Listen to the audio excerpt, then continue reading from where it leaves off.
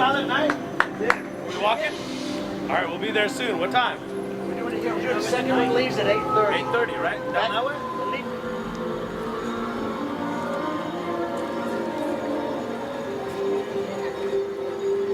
We have a vacuum down here for performance art. But it's one thing to have art that you go and you watch as a spectator.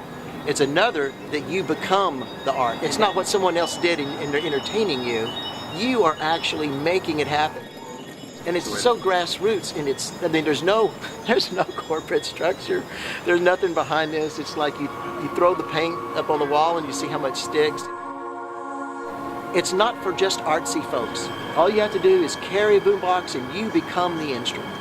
So you know you're surrounded by people from every walk and fabric of life, which is the way it should be. It shouldn't be artists performing for artists. And the looks on people's faces as they're doing this, not just the people performing it, but the people listening to it on the street, you know you're doing a good thing. You may start off stressed or whatever from all of the week, but let me tell you, halfway through, you're already buried in the sound.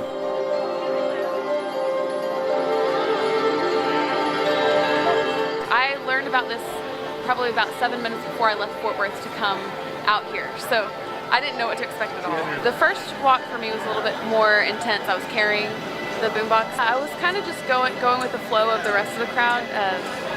It was really erotic. It was exciting to feel the music coming from the boombox and to hear everyone else's sounds along with the sounds of the city.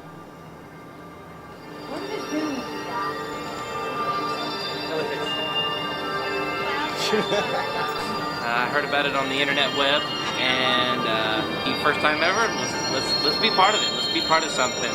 This is something that has been going on for 18 years in other cities, so there must be something to it. So let's find out. I hope to be here many more times. A little bit unorganized, but it was a great attitude and a nice party of revelers.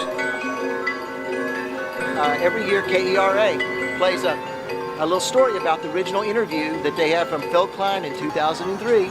And finally, I think what happened was I kept waiting for the mountain to come to me, and it didn't, so I made one.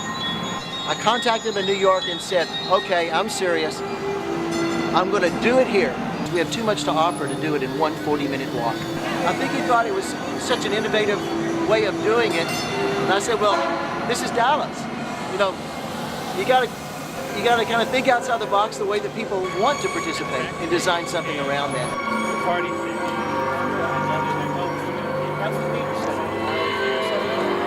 When this started, the internet wasn't even around in 1992, so it survived on cassettes, pre-recorded cassettes you handed out. This is the first year they really opened it up and allowed us to put out a link there for the public just to rapidly just download it, the MP3s. With less than a week, we went practically from 0 to over 700 Facebook fans, which was even larger than the site in New York. And we hadn't even had an event yet.